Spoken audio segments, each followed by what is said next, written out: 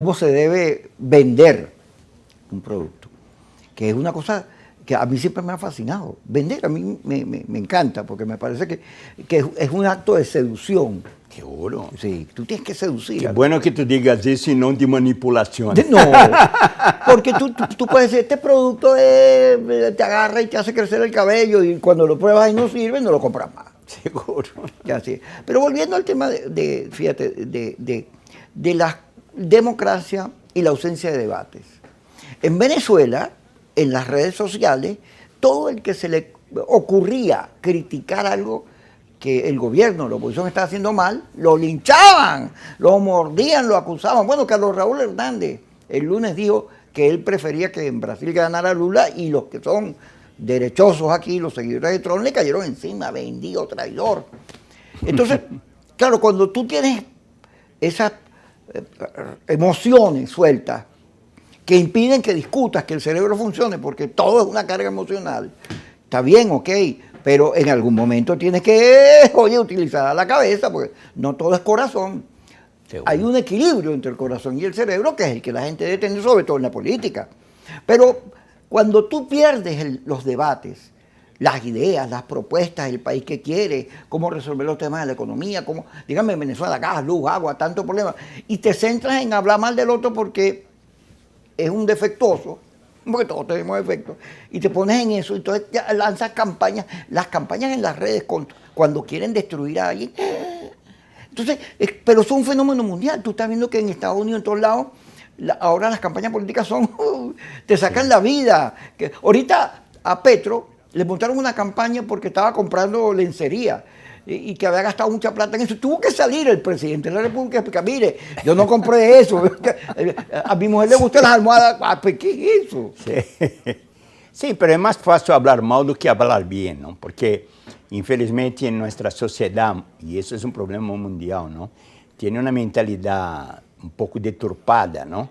De que si yo hablo mal, yo no necesito comprobar, basta anunciar, ¿no? Y yo hablando bien, obrigatoriamente tengo que usar argumentos para não ser acusado de alguma coisa, não? O ser humano, eu sou zen budista, não? De filosofia de vida, não de religião. Sou católico, mas zen budista de filosofia de vida. E sempre digo que o ser humano carga um karma, não? Certo? E a grande maioria de nós outros, o karma que carga, não? Uns de backpack, eu tento buscar meu karma de carrion, não? Para facilitar minha vida, não? É basado nesse problema que tem a sociedade por el ódio, não? Quer dizer, quando eu era periodista e cobria a Fórmula 1, todos os fotógrafos iam para as curvas, em las carreiras, porque era aí que ocorriam os acidentes. Entende? Então, o ser humano, por alguma razão, que talvez meu padre era psicanalista, que dizia tudo que Freud explicava, não? Freud explica, não?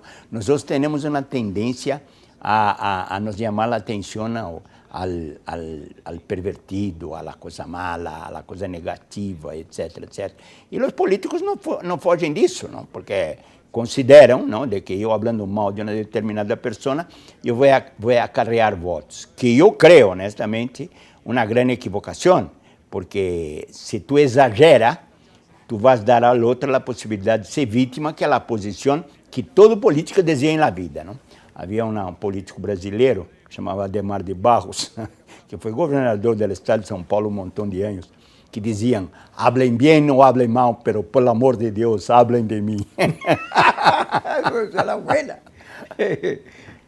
E é isso que nós temos que fazer. Agora, como se arregla isso? Eu creio que se arregla com educação, com cultura, não? Eu creio que nós temos que nos preocupar de que o grande problema da humanidade é a falta de cultura, não? A falta de capacidade de pensamento, a capacidade de exercer uma opinião a respeito das opções que te apresentam. E enquanto nós não nos dedicarmos com exclusividade nesse ponto a culturalizar o povo, culturalizar pode parecer uma coisa de diletantismo, mas não. Eu me encantaria que o povo fosse culturalizado em sua máxima essência, porque esse personal bem informado, e nós temos todas as ferramentas, agora a internet, o mundo digital, quer dizer, eu posso viajar sem sair de minha casa, etc. Pero o que necessita é um incentivo, não? Eu necessito mostrar o benefício de ser de me culturalizar. Eu ver que eu vou ter um benefício, como um tipo que vive na barriada dizendo, eu vou me meter na droga, porque o traficante tem uma moto que eu quero comprar. E obrigatoriamente a madre dizendo, não, tu tem que estudar, tem que ser advogado, médico, jornalista, periodista, etc, etc. Mami, pelo amor de Deus, não vai andar, me vou por el outro lado. E cabe, obviamente, a um governo estabelecer as coisas mais claras, o que significa uma sociedade, o valor da cultura. Se nós desenvolvemos isso, se nós realmente hacemos isso e temos o benefício, apesar de ser uma coisa um pouquinho utópica, nós vamos ter uma sociedade mais culturalmente falando, elevada, e essa perversão que nós temos do negativo, da coisa mala, diminui e faz com que nós não vamos chegar nunca à perfeição, para pelo menos um balance adequado y interesante para todos nosotros, ¿no? Pero fíjate que los políticos, una vez que llegan al gobierno, todos denuncian derechos humanos y una vez que llegan al gobierno hacen lo mismo que sus antecesores.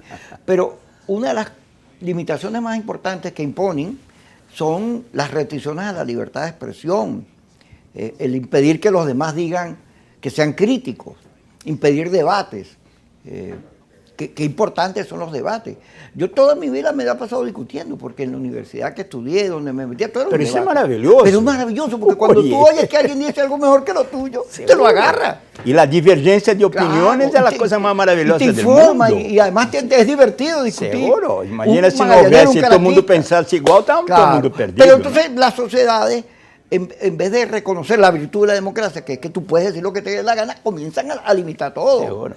Y entonces no te das cuenta que lo que vas es retrocediendo en las posibilidades de construir un mejor país, porque si tú corriges, aquí hay gente que ha cometido errores graves en el gobierno de la oposición y no reconocen nada, como si no fuera con ellos. Seguro. Y eso es un defecto gravísimo, porque la gente algún día te lo va a cobrar. Seguro. Vamos a ir al corte cuando regresemos con Bobby Coimbra.